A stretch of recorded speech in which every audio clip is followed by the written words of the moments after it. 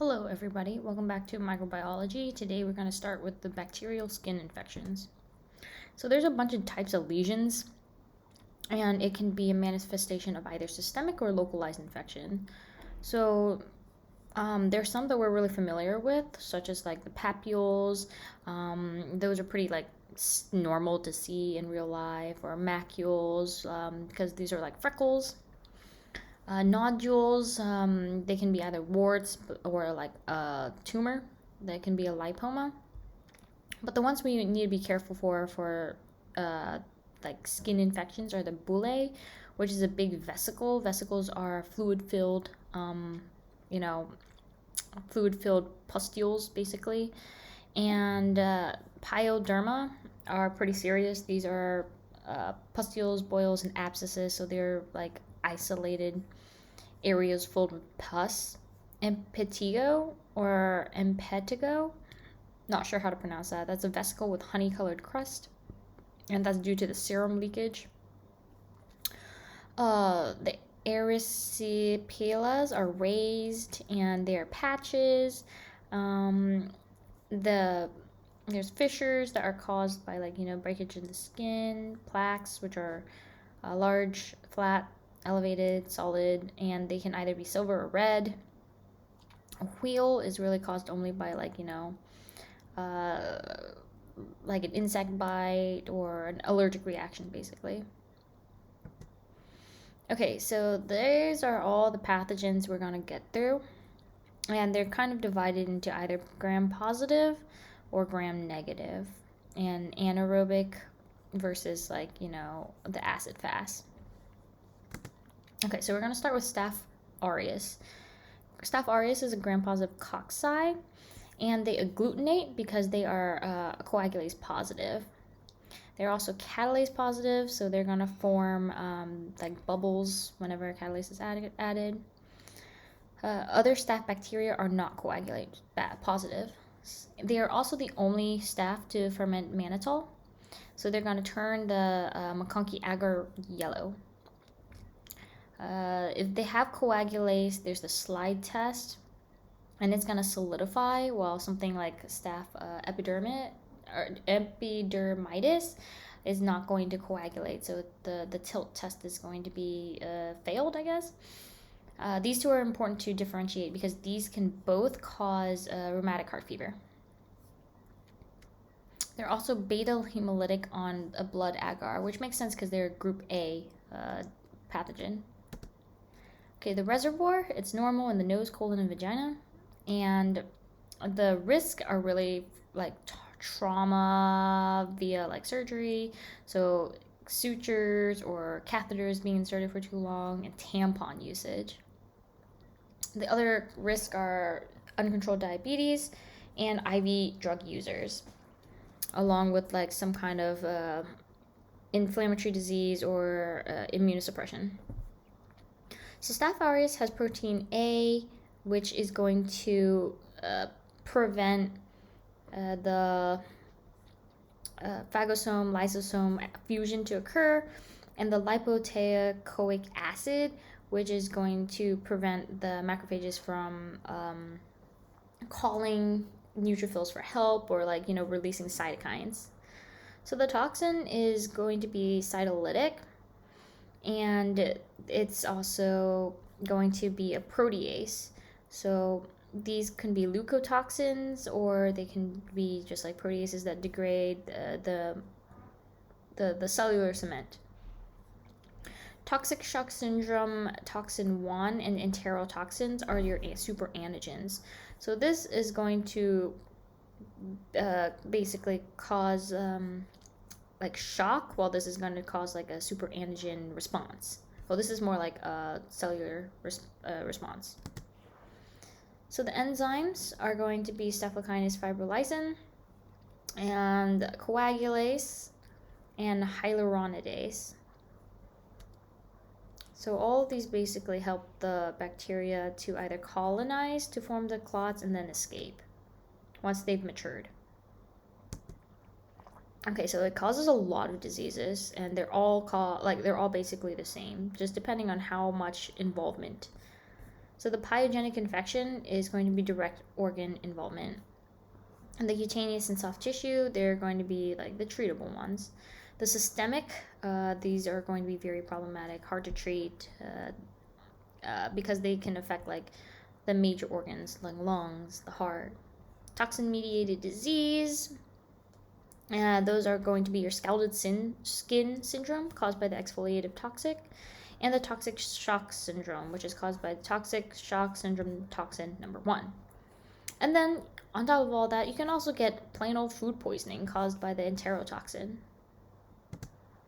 So impetigo or pyoderma is confined to basically only like the outermost the skin.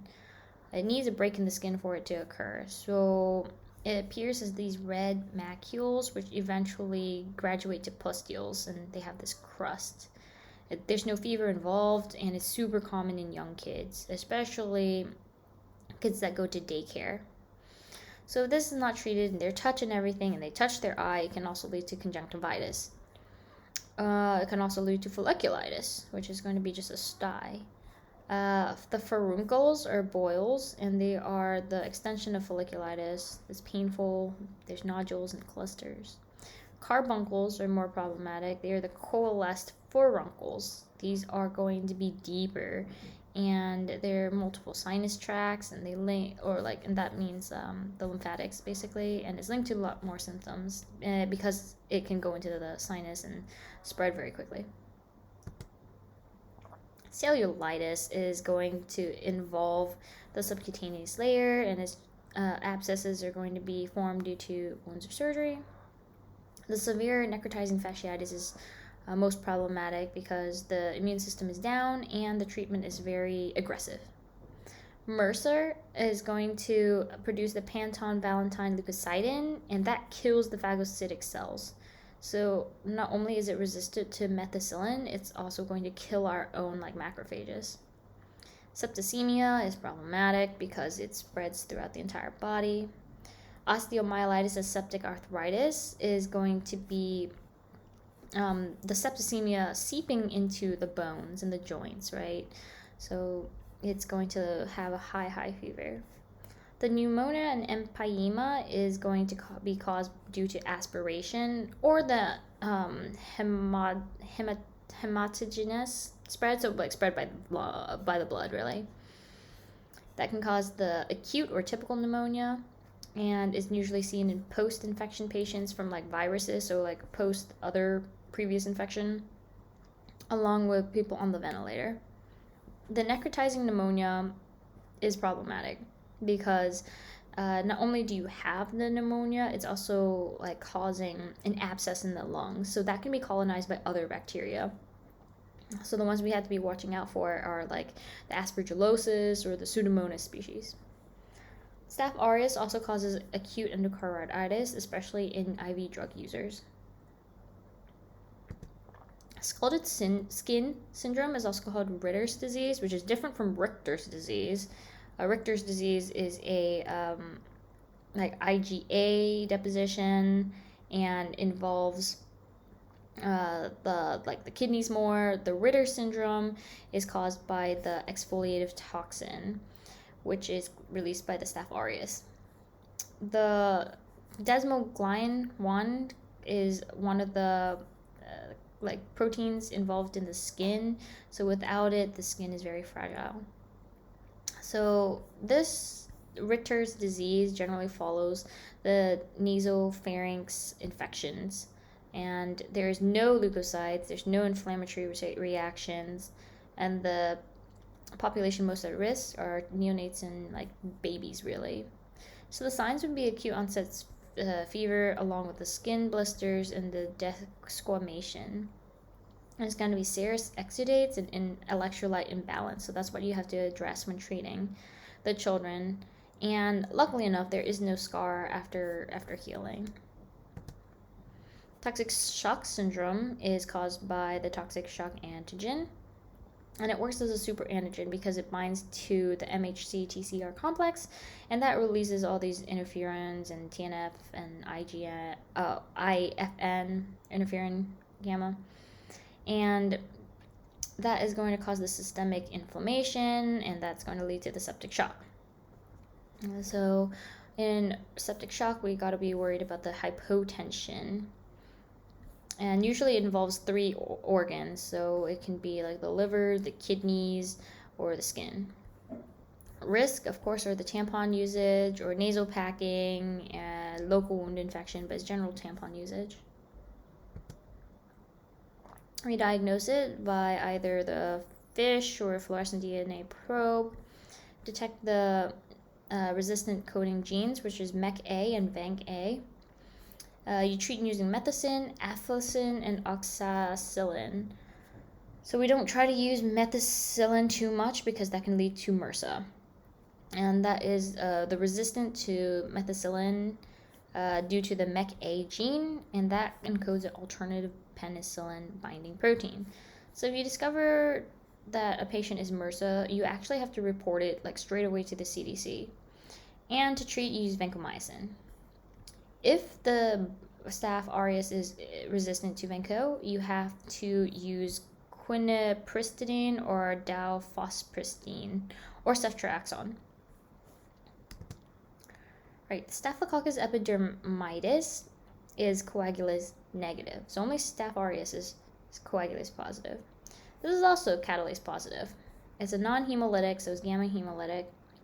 And it's a non-fermenter, so it's not going to turn the McConkey agar pink, or yellow, sorry, it's going to remain pink. But it is novobiocin sensitive. It's part of the normal flora of the skin, and it forms the slime layer and the biofilm formation. And because of that, this is the risk for people with endocarditis, catheters, and joint prosthetics.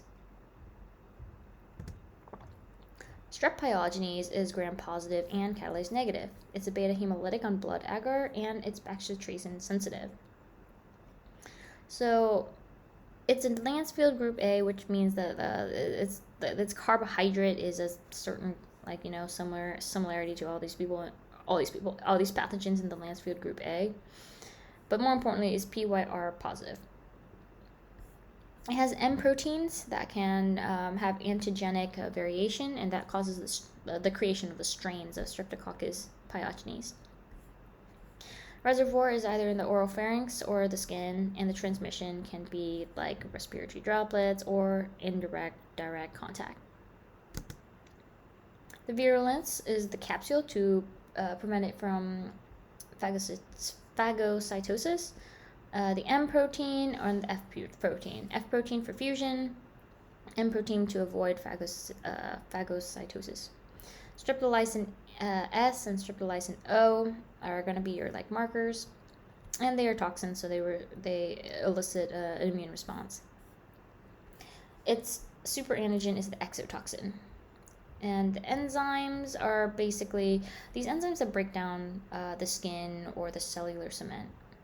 The pyogenic infection is going to be local, and since it's found in the oropharynx, this is basically where it is, besides the ear.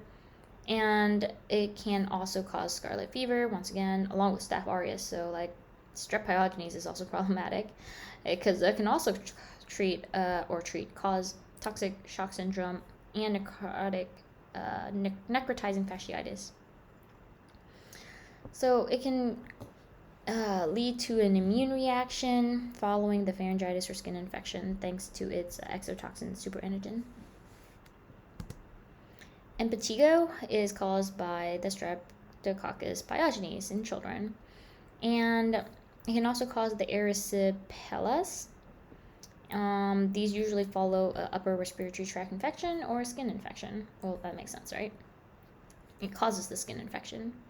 It also causes the regional lymph node swelling. And because of that, it's an intracellular bacteria, so the lymph node swells because it's being taken away to the lymph node to be processed, right? Once it's being eaten by a macrophage. And the cellulitis is going to be the inflammation of the skin, subcutaneous tissue. It can also cause endometritis, which is a serious infection of pregnant women, and it's a uterine infection. This can be caused due to trauma during birth or a septic abortion. Necrotizing fasciitis is also known as myonecrosis, but we all know it as gas gangrene. This is problematic because, unlike cellulitis, it goes further past the subcutaneous tissue into the muscle. You have to treat it very aggressively because, as you can see here, like it can spread rapidly and split the skin and spread even deeper. Of course, the problem is going to be septic shock, and it's due to the exotoxin B, which is going to destroy the tissue. The Streptococcal toxic shock syndrome is different from the Staphylococcus Aureus septic shock syndrome because it causes basically the same thing but different exotoxin. So the toxic shock syndrome toxin number 1 is to Staph aureus. This is going to be caused by Streptococcus pyogenic exotoxin SPEA and SPEC. Just like the other toxin, it works as a super antigen. It follows a soft tissue infection, and it can lead to the multi-organ failure. You treat this one differently, though. So you treat this with penicillin G or IV penicillin and clindamycin. Enterococcus faecalis is going to be bile tolerant. There's also group D Lancefield antigen, and it's tolerant to growing in about 7% sodium chloride. It's also PYR positive. As a gram-positive cocci, and it's in either pairs or it's in little chains. It's catalase negative as well.